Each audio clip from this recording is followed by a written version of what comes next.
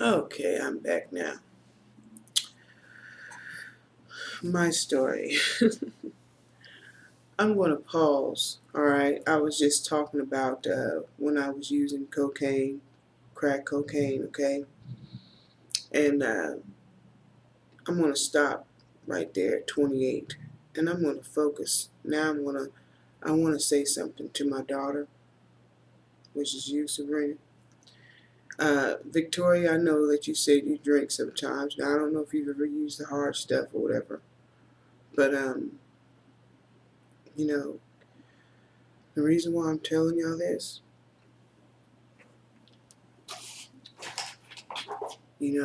because I do not want to see y'all using.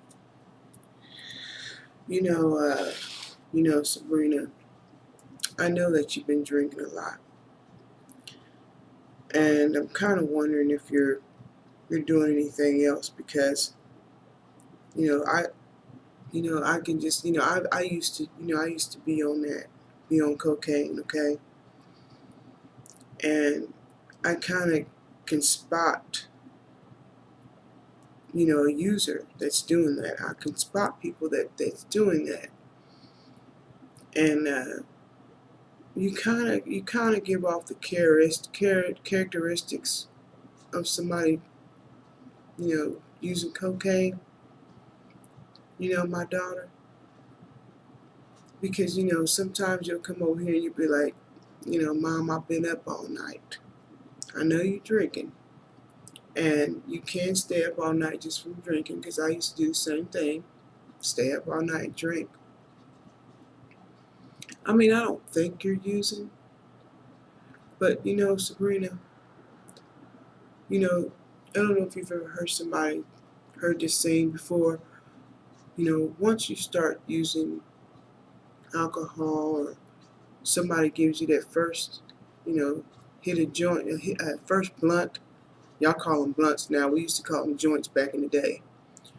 But once somebody give you that first joint, that first can of beer, and then you know what, Sabrina, you know, then you start moving up to another drug, and then to another drug.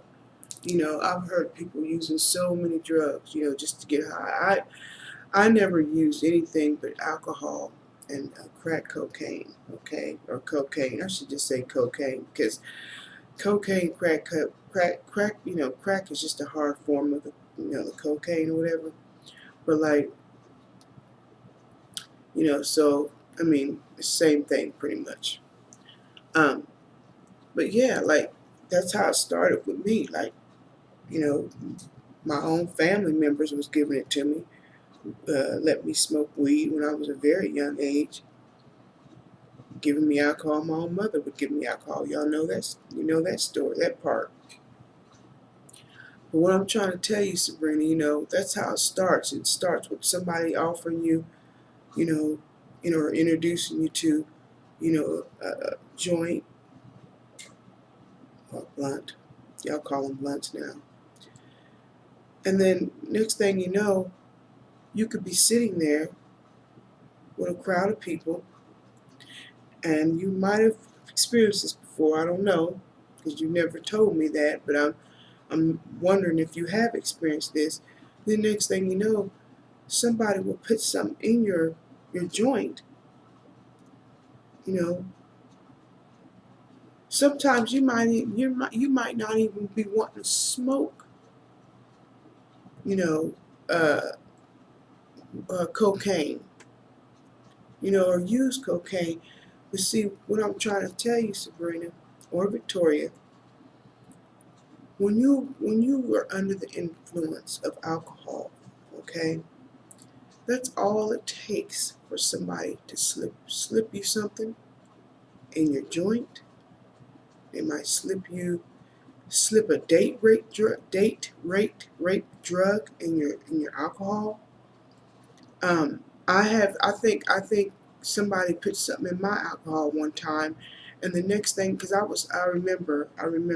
Now I'm about to go back to when I was 27, 28. I remember when I was uh, drinking alcohol, And when I had started using cocaine, I'm just going to say started using the cocaine, I remember I was hanging out with this white dude. He was very friendly dude. We always got along, had fun with him and everything like that.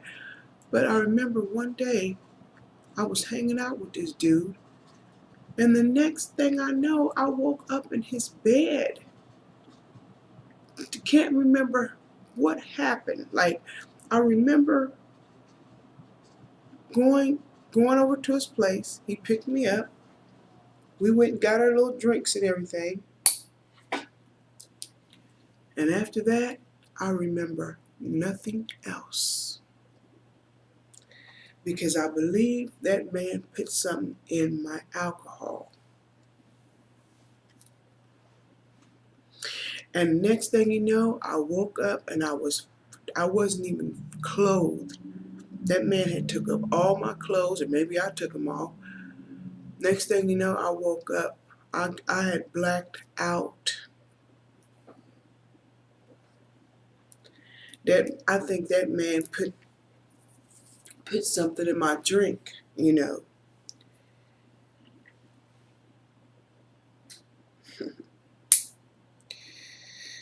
this is what I want to tell you.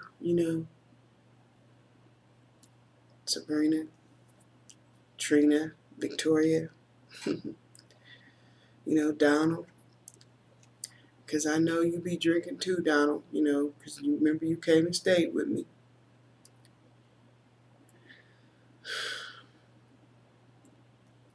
Be careful. If you're going to do these things, if you're going to drink, you have to be careful because, I don't want you to do it at all, okay? But if you're doing that,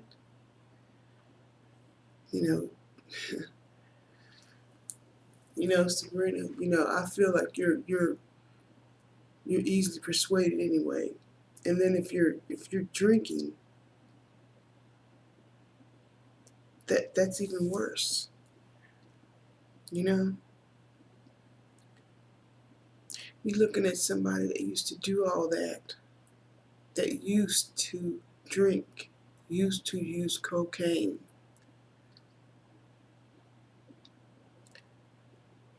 Blacking out.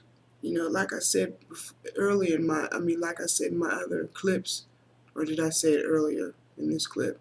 Yeah, I did say it early in the other clip.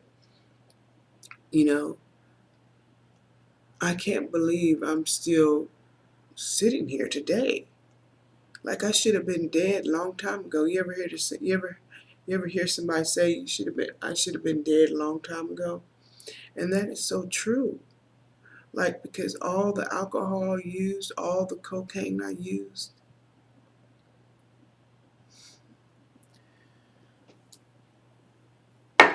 must be a God somewhere. That's all I can say about that. Because I used to do it all. Like, you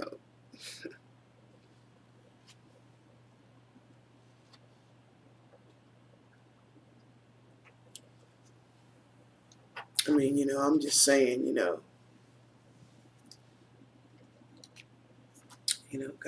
God, it's like I came this close to death,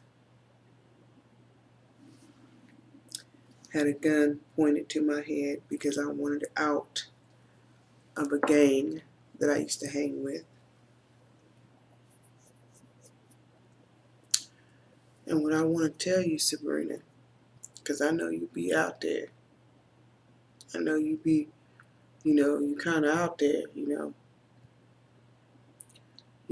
somebody like me, I made it out. See, I made it out of the trenches. Everybody don't make it out, girlfriend. Everybody don't make it out of the trenches. And that's why I worry about you so much. I worry about you too, Victoria. You in a relationship, and I know we ain't been around each other, like that, and I don't really know what you're doing in your life. But I know you told me you ain't married, but I'm mainly speaking to Sabrina because I know Sabrina's been coming around me a lot, coming around me. And what I want to say to you, Sabrina, you got to stop. You have to stop because, see, you know, Sabrina, nobody was around to tell me this. When I was out there, running, you know, running the streets and using drugs, nobody was there to tell me to stop. Like nobody tried to, grab me by my hand and nothing, you know. I, well, of course you're going to learn the hard way if you choose to live that type of lifestyle, but like the only good thing, like when I was using, I would, like when I would sell my body, I mean, yeah, I would sell my body. I mean, sometimes I didn't have to because, I was a pretty woman, and I think I'm still pretty. I don't think I look too bad for a 46-year-old woman. But I'm just saying, when I was younger, heck, when I was like 30 years old or under 30 years old, people always tell me I looked 18.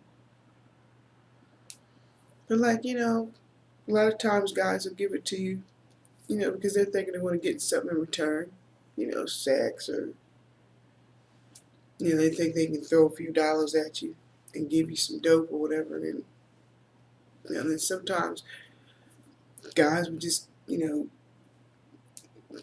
give me dope or whatever because maybe I would sit there and just look pretty and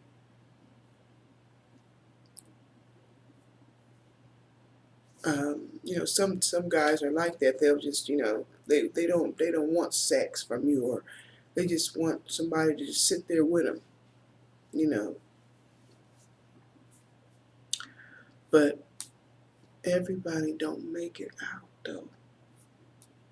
See, you're looking at a person that made it out of the trenches, girlfriend. Like I was able to make it out, and I'm still here. But like I said earlier, I came this close to death. Yeah, I had guns pointed in my face and everything. Hmm. And that's how it is though. When you're living that type of lifestyle, you know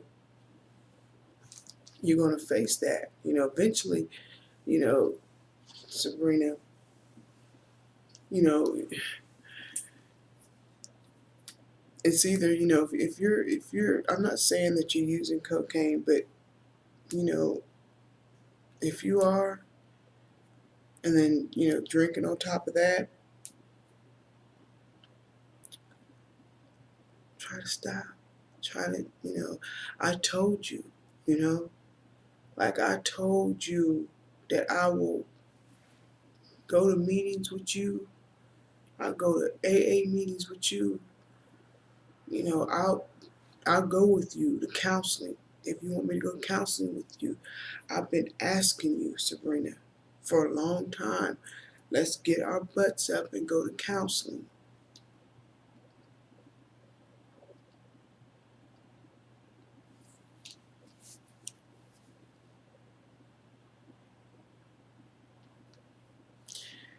Sabrina, I used to way back when I was drinking, when I did have y'all and I was drinking.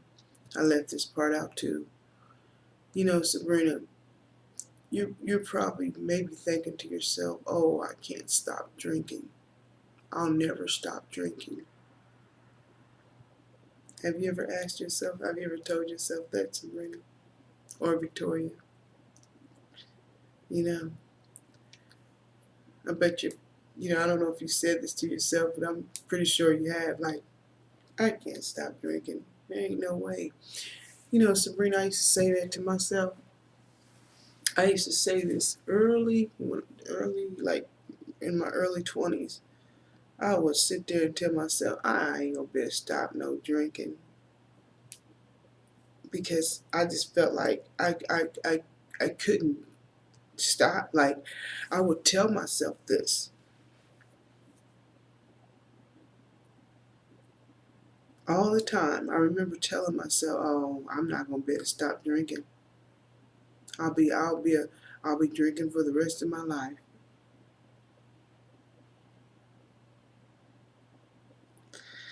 You know, Sabrina, and if I can do it, hmm what makes you think you can't do it? Yeah.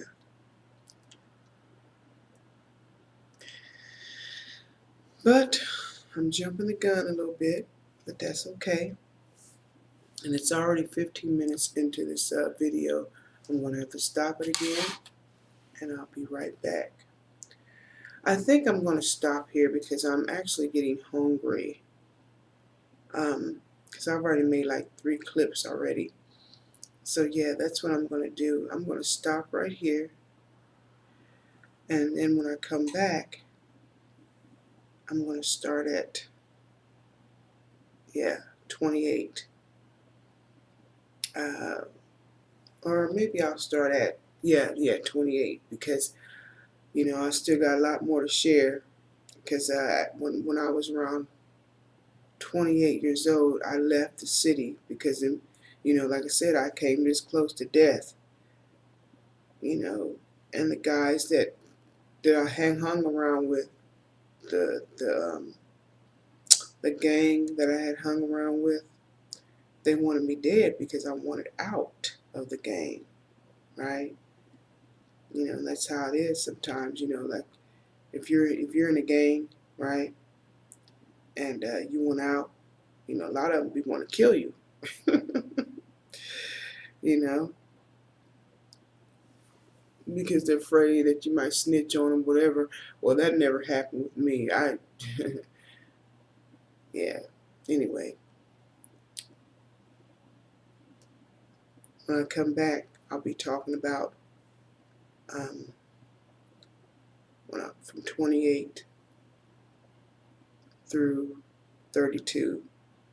32 is my clean date, so that's where I'm going to pick up at.